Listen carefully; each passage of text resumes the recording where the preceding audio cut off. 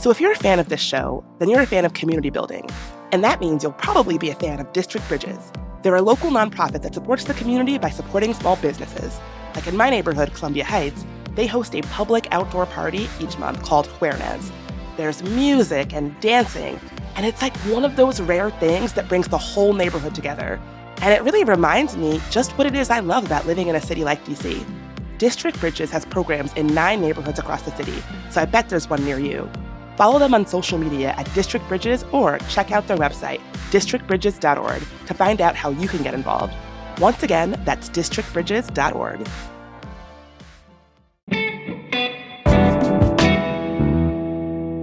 Today on CityCast DC, so how is your DC food trivia game? I am here with 2 of the smartest people about the local restaurant scene and 2 of my favorite journalists, period, to match wits about the past and present of Washington culinary life. It's Jessica Sidman versus Ann Limpert in a DC food trivia showdown.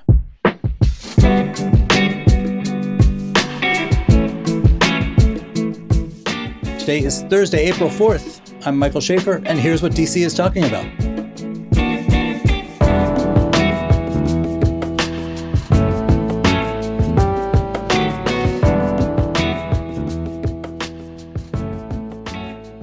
Hey y'all, it is our second CityCast Trivia Smackdown. This edition, food. And I am talking with my friends, Washingtonians food team, Ann Limpert and Jessica Sidman. A quick review of the rules. I'm going to ask each of you a question. Each person gets 2 points if you get it, and 1 point if you steal, meaning if the other person is unable to get it and you jump in with an answer. But also, just to be clear, I am the king of the game, so I get to decide if there is any change or discrepancy or disagreement. Are we cool? Yes, bring it on. Well, first, we have to do the traditional rock, paper, scissors to see who goes first. 1, 2, 3, shoot. All right, Jess has given us rock.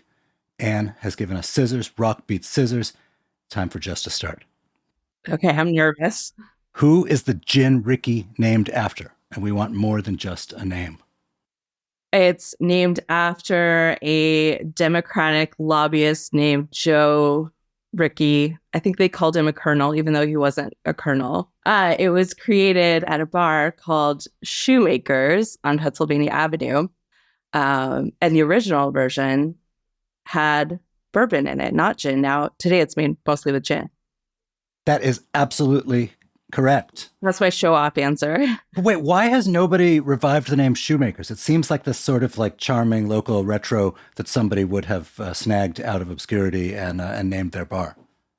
I don't know. It is a good name. And it's SHOO. Shoe, which is kind of cute. Yes, they don't make shoes. They say shoe. Yeah, shoe. All right. Well, so that's 2 quick points for Sidman. Now we move on to Ann Limpert, food editor and critic at Washingtonian. So Ann, here is my question. What is in mumbo sauce? The recipe we found included 10 ingredients. You need to list out at least 5 correct ones to get the points. Ketchup, sugar, hot sauce, vinegar, probably like a spice, like chili powder, can. We only had 4 of those being correct, not hot sauce. The ones you have correctly named are... Sugar. Did I say sugar? Yes, you have named ketchup, sugar, vinegar, and pepper. Sidman, do you want to steal this by naming one of the others? Yeah, I feel like I have an unfair advantage because I literally just wrote a story about mumbo sauce. Presumably Ann edited it. She did not, but I'm going to go with pineapple juice as the secret mystery ingredient. Oh, my Lord. And she gets the steal. That's another point for Sidman. It's now 3-0. The next question is for Sidman. Even though we all know it is DC, what other city claims to have originated mumbo sauce? Chicago. Boom, but 5. Liars, obviously DC. What's the Chicagoites' argument for why they are the original mumbo sauce makers?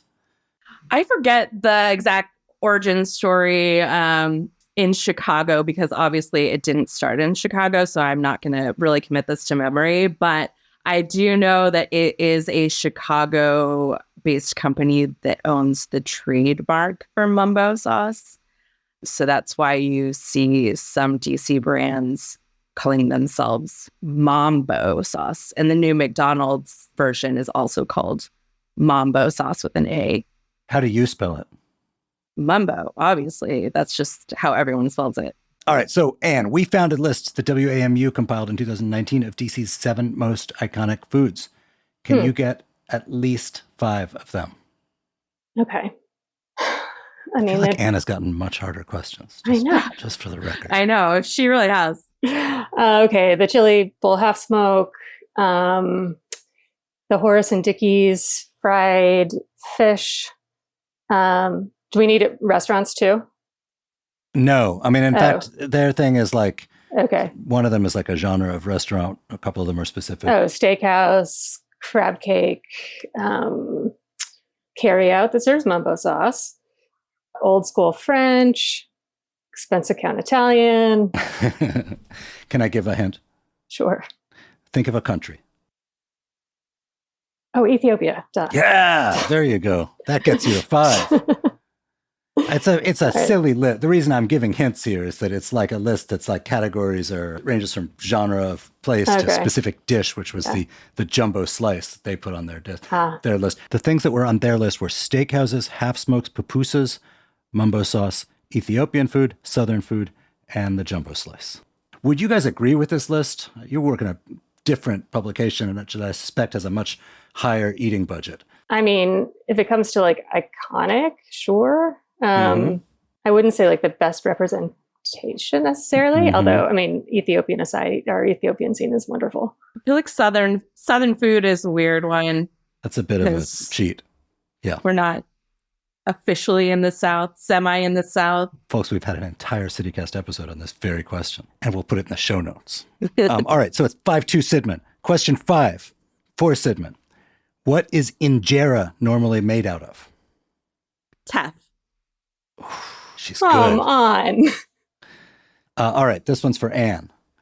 We like to claim Jose Andres as a DC star, but this was actually not his first stop in the United States. Where was he before he came here? He was in New York City at a restaurant, the Quilted Giraffe he worked at. Anne, that's totally correct. Woo! Ew. All right. And so the score is now 7-4. And the next question is for Jessica. The question is, speaking of Jose Andres, how many Jose Andres restaurants in total are open right now? In the world or in DC area? In the world, according to the Jose Andres website. Okay. Oh, this is tricky because I feel like whatever answer you're going to have is probably also wrong because there are various different locations and variations and places like mini bar, bar mini, which are 2 concepts in one. So I don't know if you're counting them together separately, but I'm just going to throw out the number 30, which is probably wrong. It's probably wrong. All right, Anne, you want to steal that one? I do. I think it's 19.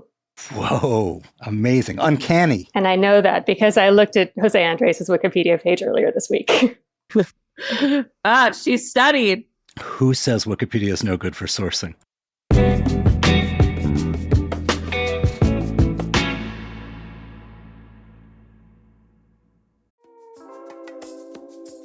You know what'll really up your classiness this spring?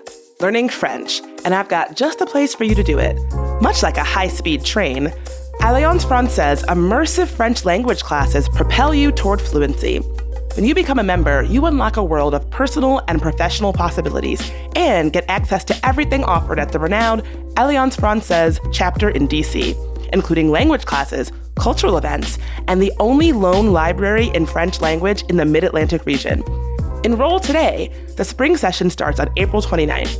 All ages and levels are welcome. If you sign up by April 5th, you get a $20 discount off the tuition fee. Sign up at www.francedc.org. Let's be real. Lawsuits are not fun. But with Paulson and Nace, at least they're a little easier. Paulson and Nace is a DC law firm in every sense of the word. It was founded here in 1979. The 2 partners, Chris and Matt Nace, were both born here and are local leaders who care deeply about the DC community. Paulson and Nace handles medical malpractice, wrongful death, and other complex injury cases when someone has been hurt by the negligence of others. And they don't just settle every case. They'll go to court. They'll fight for you. Paulson and Nace has even been recognized as one of U.S. News' best law firms. So, if you have been hurt or have lost a loved one because of someone else's mistake or negligence, call Paulson and Nace for a no-obligation consultation. Visit www.paulsonandnace.com or call 202-463-1999. All right, so the score is now 7-5 in favor of Sidman. We've got a few more questions left. This next one goes to Anne. And the question is, what is the name of the dish that is permanently on the Senate menu as of 1907? Is it navy bean soup? Which is Senate, also Senate, known as... Senate bean soup, Senate navy bean soup. Yes, it is. The score is 7-7. We are now tied. What's in Senate bean soup anyway? To be honest, I've never had it. Sidman, have you ever had it?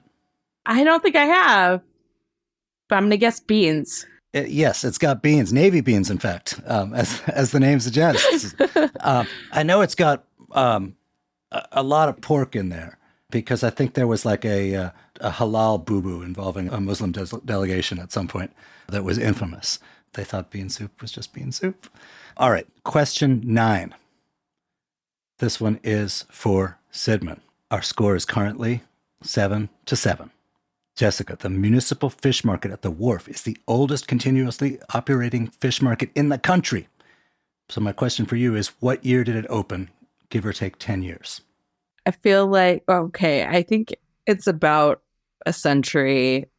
So I'm going to go with 1908. That is incorrect. Anne, do you want to steal this one? Wait, you said it was the oldest municipal fish market in the country? Yes. Open air. Open air. 1876. You are 71 years too late. It opened in 1805. Whoa. Oh, wow. Nice. Amazingly, only 5 years after the District of Columbia opened. What did they do for fish during those previous 5 years? Womp womp. Doing my best here, people. All right, Anne. Yes. Final question is for you. Okay. And the question is, which company produces Senate beer and when was it created? Okay. We have it downstairs in my fridge. It begins with an H. It's Old Hyrick. And it was created, I have no idea, in 1941. Total guess. Well, if you look closely at that can of beer in your fridge, it turns out that Right Proper makes Senate beer. It's a revival of a recipe by Old Hyrick from 1948. Okay. So as the king of the game, I'm going to award you 1 point for this. Appreciate it. All right, so finally, this is indeed a Price is Right style question. And it's for both of you guys, whoever gets closest. And I know that both of you, as professional diners, get to expense a lot of the things that you order. But this is a money question. And again, for the people who are not initiated, Price of Right rules means whoever gets closer to the number wins. And in my version of Price is Right rules, you actually can go over. So how much is the cocktail flight at Bar Mini? I'm going to go for 175. I'm going to say 125. The correct answer is 115. All right. Which means the winner of the game is Ann Limpert, food critic and editor of Washingtonian. Under the rules of the game, I don't make them up. Well, actually, I do. The loser now needs to say, for public edification, that the winner is the best member of Washingtonian's food team. I mean, Anne is wonderful, so I'm happy to say that she is the best member of Washington's food team. But I do think some of your questions were suspect. So I am the worst member of CityCast DC's trivia team, is what you're saying. This election was rigged. Yeah. I think you could consult the new House Speaker about this. Perhaps over a bowl of Senate bean soup. And with a Senate beer. Jess and Ann, it's always awesome to have you guys here. Oh, thank you for having so us. much.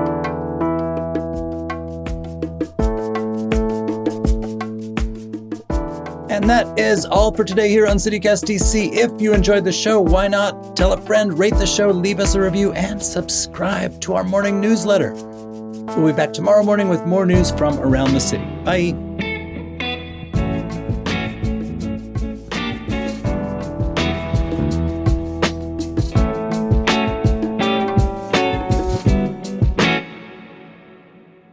I want to recount on Jose's restaurants.